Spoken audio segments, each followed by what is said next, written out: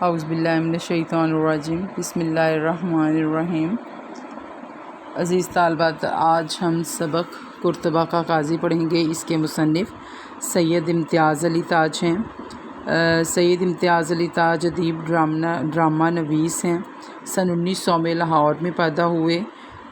والد شمس العلماء مولوی سید ممتاز علی جو دیوبند کے رہنے والے تھے، مگر لاہور آ کر اشاعت کتب کا کاروبار دارالاشاعت پنجاب کے نام سے کرنے لگے۔ تاج صاحب نے سینٹرل ماڈل ہائی اسکول سے میٹرک اور گورنمنٹ کالج لاہور سے BA کیا۔ کالج کے زمانے میں کئی انگریزی ڈراموں کا اردو میں ترجمہ کر کے اسٹیج پر پیش کیا۔ حصول تعلیم کے بعد اپنے دارالاشاعت میں کتابوں اور رسالوں کی تدوین میں شریک ہوئے۔ ایک زمانے تک بچوں کے اخبار پھول اور خواتین کے رسالے تہذیب نسواں کی ادارت بھی کرتے رہے۔ 1928 میں ایک ادبی رسالہ کہکشاں جاری کیا، جس کی ادارت مولانا عبدالمجید سالک ان کے رفیق کار تھے۔ پھول میں آپ کو مشہور افسانہ نویس غلام عباس اور احمد ندیم قاسمی کی رفاقت بھی حاصل رہی۔ اس کے علاوہ آپ نے فن ڈرامہ نویسی پر تنقید، مضامین، ریڈیو ڈرامے، ریڈیو فیچر، ناول، افسانے اور متعدد فلمی کہانیاں بھی لکھیں۔ آپ کی مشہور تصانیف میں محاصرہ، انارکلی، چچا چھکن، ہیبت ناک افسانے، قرطبہ کا قاضی اور دوسرے یک بابی ڈرامے مشہور ہیں۔ قرطبہ کا قاضی آپ کا ایک یک بابی ڈرامہ ہے، جس کو 1 ایکٹ پلے بھی کہتے ہیں۔ یک بابی ڈرامہ ایسے ڈرامے کو کہا جاتا ہے۔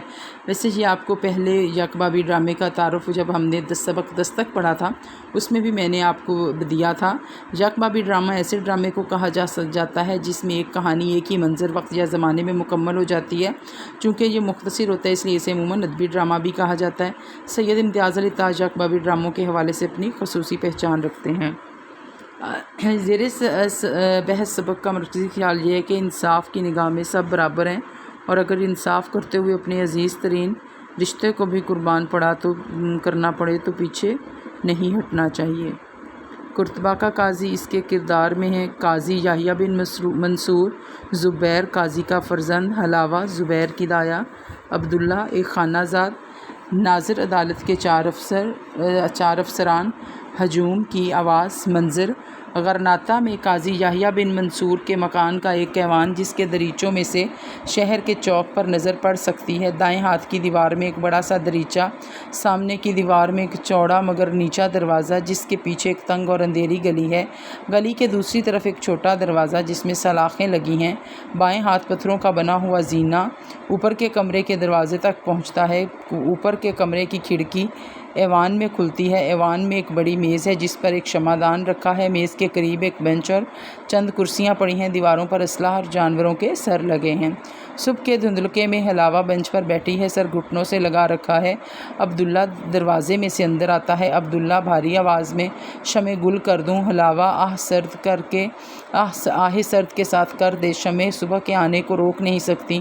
عبداللہ پھونکے مار کر شمعدان کی 3 شمعیں گل کرتا ہے۔ حلاوہ: کیسی کالی صبح میرے رب، کیسی کالی صبح۔ عبداللہ: کالی اندھوں کے لیے، ان بدفعلوں کے لیے جو گھٹنوں پر سر رکھے نحس کلمے منہ سے نکالتے ہیں، پر رب العالمین کے فضل و کرم سے ابھی آنکھوں والے بھی موجود ہیں، تیری طرح سب اندھے نہیں ہو گئے۔ حلاوہ: اس کی پرواہ نہیں کرتی، یہ صبح دیکھنے کو میں زندہ کیوں رہ گئی، اور میرے رب آج کا دن تمام ہونے پر میرا لال کیا ہوگا؟ عبداللہ: زندہ ہوگا اور کیا ہوگا، عمر پائے گا، اور رب العالمین کے فضل و کرم سے تجھے اور مجھے، ہم دونوں کو قبر کے شگاف میں اتارے گا۔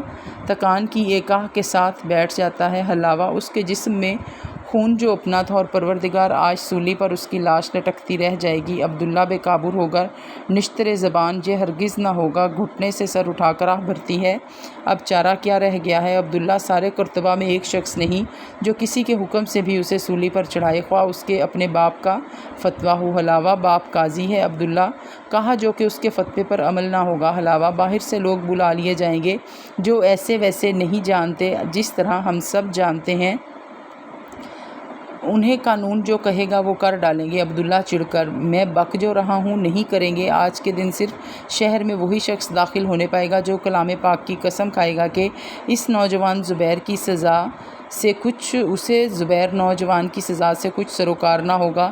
سمجھی کوڑ مغز ہمارے آدمی تمام راستوں پر پھیل چکے ہیں، ایک ایک ناکے کو روک چکے ہیں۔ جس شخص نے قسم نہ کھائی کہ زبیر کا خون اس کے دوش پر نہ ہوگا، وہ اندر نہ گھسنے پائے گا، اور یہی جواب قاضی کے حکم پر خود اس کو دیا جائے گا، وہ قانون کا غلام ہو یا سلطان کا۔ آج کے دن اس کے فتوے کی تعمیل نہ ہونے پائے گی۔ حلاوہ: لیکن احمق ہونی کو کون روک سکتا ہے؟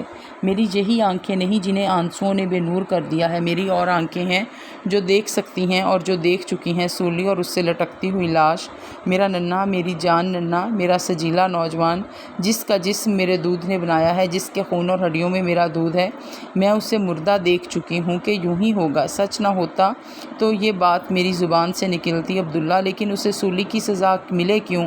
اس کا جرم کیا ہے؟ حلاوہ: میرے بتانے کی ضرورت ہے کہ اس نے خون کیا ہے؟ عبداللہ: ہاں، مگر محبت کی خاطر، اپنی غیرت کی خاطر، اس کے لیے اس کے سوا چارہ نہ تھا۔ کون کہتا ہے یہ خون ناجائز تھا؟ حلاوہ: نہیں، اس نے خون جلن کے مارے کیا ہے۔ عبداللہ: محبت جلن نہیں ہے تو پھر ہے کیا؟ حلاوہ: مقتول نے اسے آزار نہ پہنچایا تھا۔ عبداللہ: مقتول کو اس کی محبوبہ سے محبت جو تھی۔ حلاوہ: خوبصورت عورت سے کس کو محبت نہیں ہوتی؟ عبداللہ: لیکن محبوبہ نے مقتول کو محبت بھرا خط بھی تو لکھا تھا۔ حلاوہ: محبوبہ کو اس کا حق تھا، وہ زبیر کی منگیتر نہ تھی، جسے چاہتی پسند کرنے کا حق رکھتی تھی۔ عبداللہ: صرف اپنوں میں سے، اپنے ہم نسبوں میں سے مقتول پرایا تھا اور دوسرے ملک کا باشندہ تھا۔ حلاوہ: زبیر کے باپ قاضی کا مہمان تھا۔ عبداللہ: اور شرافت کا یہ کون سا طور تھا کہ گھر کے نوجوان کی محبت میں کود پڑے؟ اگر وہ نہ آتا اور اپنی چکنی چپڑی باتوں سے ورغلا نہ لیتا تو زبیر اپنی محبت میں کامیاب نہ ہوتا۔ حلاوہ: شاید اللہ بہتر جانتا ہے، پر لڑکی نے اس وقت تک ہاں نہ کی تھی۔ عبداللہ: اس بات کا تو زبیر کو خدشہ تھا کہ کہیں وہ اس کے رقیب کا کام برابر کی لڑائی میں تمام نہ کر دے۔ حلاوہ: زبیر نے یہ کہا نہیں، ایک بار بھی نہیں کہا۔ وہ یہ کہتا تو اس کا باپ باور کر لیتا۔ پر ان باتوں سے کیا؟ ارے حجتی، اب ان باتوں سے کیا؟ اس نے خون کیا ہے اور خون کی سزا میں اسے دار پر لٹکایا جائے گا۔ عبداللہ چڑھ کر: اور اسے دار پر لٹکانے تو جائے گی؟ حلاوہ ششدر ہو کر: میں؟ عبداللہ: تو نہ ہو تو اس بھرے شہر میں اور کوئی نہیں جو اپنے ہاتھ اس کے خون سے آلیدہ کرے۔ اٹھ کر دریچے کی طرف جاتا ہے۔ باہر دیکھ، اس ہجوم کو دیکھ جس نے چوک میں سولی کو گھیر رکھا ہے۔ حلاوہ اٹھ کر کھڑکی کی طرف جاتی ہے۔ یہ سب کس کے منتظر ہیں؟ حلاوہ جیسے سب کچھ جانتی ہے۔ بتا تو کس بات کے؟ عبداللہ: سمجھتی ہے یہ سولی کا تماشا دیکھنے کو کھڑے ہوئے ہیں؟ یہ اس لیے کھڑے ہیں کہ یہ ناپاک کام نہ خود کریں گے اور نہ ہونے دیں گے۔ ایک سیڑھی چڑھ کر کھڑکی کے پٹ کھول دیتا ہے۔ لوگوں سنو، تم میں سے کون ہے جو قاضی یحییٰ کے لیے اس کے بیٹے کو سولی پر لٹکا دے؟ ہجوم میں سے ناراضی کی مخلوط آوازیں سنائی دیتی ہیں۔ کیوں؟ کوئی شخص؟ کہا کسی نے کہ وہ زبیر کو سولی پر لٹکا سکتا ہے؟